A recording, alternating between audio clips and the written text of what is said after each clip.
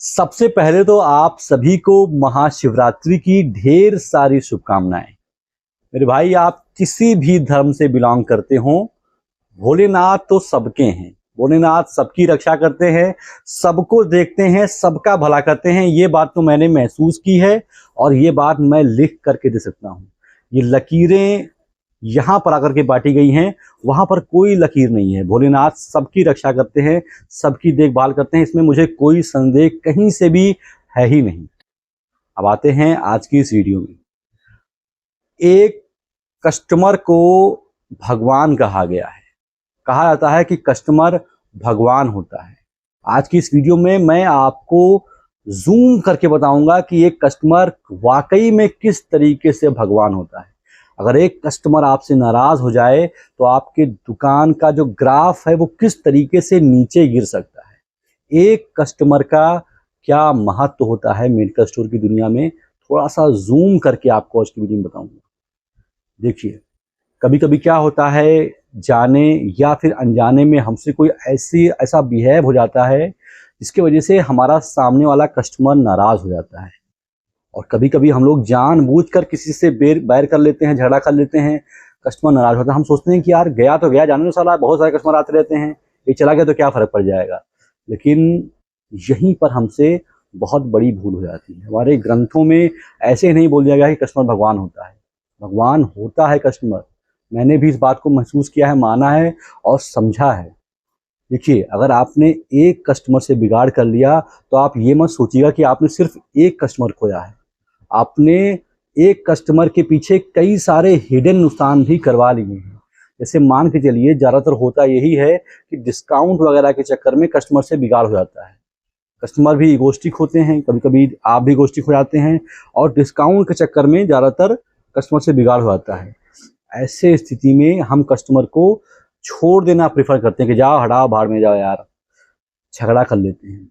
लेकिन वो टाटा साहब की लाइन याद करनी चाहिए आपको कि मुझे एक कस्टमर से 1,000 रुपए नहीं कमाने हैं, बल्कि 1000 कस्टमर से 1-1 रुपए कमाने हैं।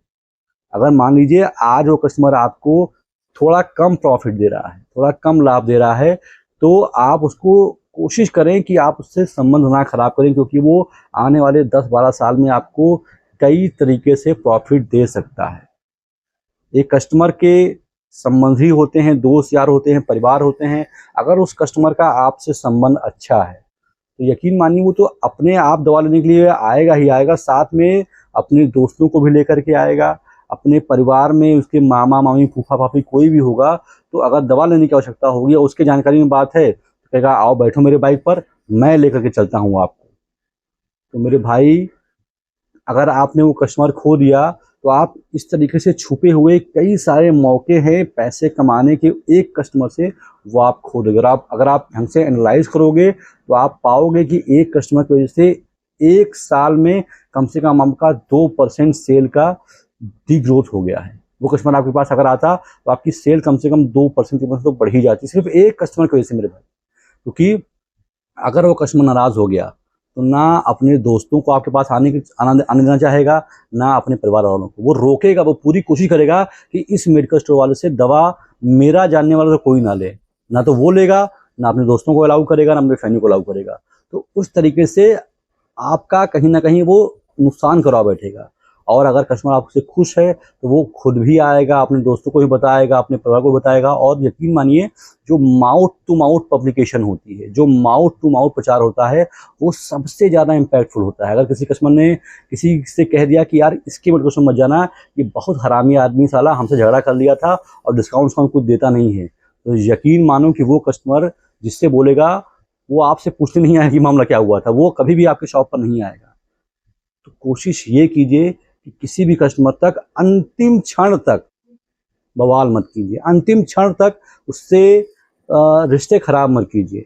अब कोई कस्टमर बहुत ज़्यादा बदतमीज हो जाता है, कोई कस्टमर एकदम सीमा ही तोड़ देता है, तो मैं उस समय की बात नहीं कर रहा हूँ। क्योंकि भगवान राम को भी धनुष उठाना पड़ गया था। भगवान राम ने भी जब 3 दिन समुद्र देवता की तपस्या की था, पूजा अर्चना की थी, जब वो नहीं मान थे, भगवान राम को भी बोलना पड़ता है भैया लक्ष्मण लाओ धनुष मार दे, सारा सूख जाए समुद्र। तो समुद्र देवता आकर के सामने प्रकट हो गए थे। तो मैं उस समय की बात नहीं कर रहा हूँ। कोशिश करें कि अंत तक कस्टमर से बिगाड़ ना करें तो ज़्यादा अच्छा होता है। ये बहुत छोटी छोटी चीज़ें हैं लेकिन बहुत इंपॉर्टेंट चीज़ें हैं मेरे भाई, जो चाहे आप मेडिकल स्टोर चला रहे हों चाहे खोलने वाले हों, बहुत ज़्यादा काम आने वाली है।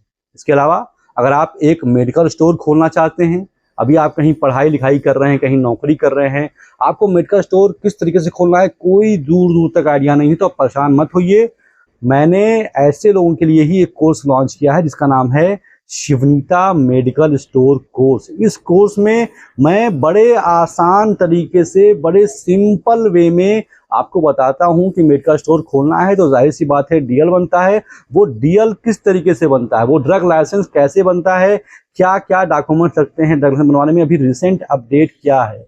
इसके अलावा मेडिकल स्टोर खोलना है तो जरूर पड़ती है आपको रैक काउंटर की। वो रैक काउंटर कैसे बनता है, क्या खर्चे आते हैं, क्या बारीकियां हैं, क्या बनवाई है, वो सारी चीज़ें मैंने बताई हैं। इसके अलावा आपको मेडिकल स्टोर खोलना है तो डॉक्टर साहब के पर्चे आएंगे, वो पर्चे किस तरीके से पढ़ाया जाता है, ये बहुत बड़ा क्वेश्चन मार्क होता है कि यार डॉक्टर साहब का पर्चा कैसे पढ़ेंगे, हमको तो कुछ आता ही नहीं है एबीसीडी के बारे में।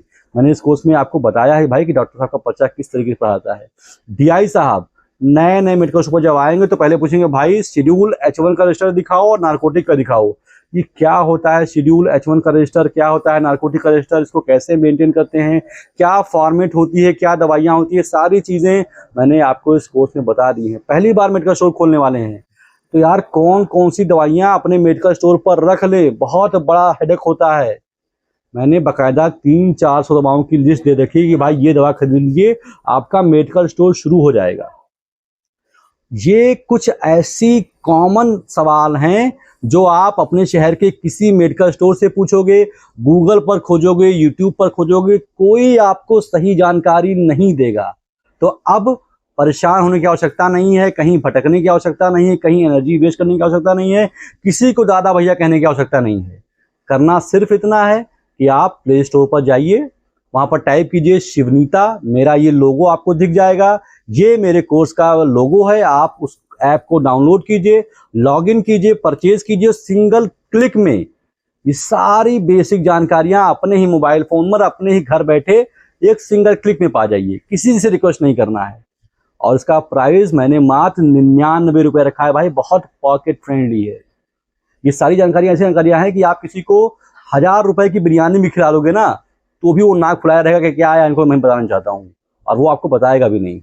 तो आप किसी से रिक्वेस्ट मत कीजिए। अगर आपको मेडिकल स्टोर खोलना है मेरे भाई, ये बहुत गजब का कोर्स है आपके लिए, आपको ये कोर्स खरीदना चाहिए। आपको सारी जानकारियां, सारा डाउट क्लियर हो जाएगा। इस कोर्स का लिंक मैंने डिस्क्रिप्शन में भी दे रखा है, कमेंट बॉक्स में पिन भी कर दिया। आप चाहें तो मेरे दिए हुए नंबर पर मुझे व्हाट्सएप या कॉल करके और डिटेल जानकारी भी प्राप्त कर सकते हैं। फिलहाल इस वीडियो में तो बस इतना ही। आशा करता हूं कि वीडियो आपको अच्छी लगी हो। अगर अच्छी लगी है तो उसको सिर्फ लाइक कर दो ताकि मैं समझ सकूं कि मेरा जो कंटेंट है वो मेरे दर्शकों तक पहुंचता है और आप उसको वैल्यू करते हो। इसके अलावा अगर आप एक मेडिकल स्टोर के संचालक हो या फिर मेडिकल स्टोर खोलने वाले हो तो इस चैनल को सब्सक्राइब कर दो, क्योंकि ये भारत का एकमात्र चैनल है जो आपको मेडिकल स्टोर के बारे में इतनी डिटेल में जानकारियां देता है और रोज देता है।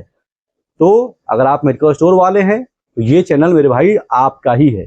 फिलहाल अभी तक मेरे साथ धैर्य से बने रहने के लिए आप सभी का बहुत बहुत शुक्रिया।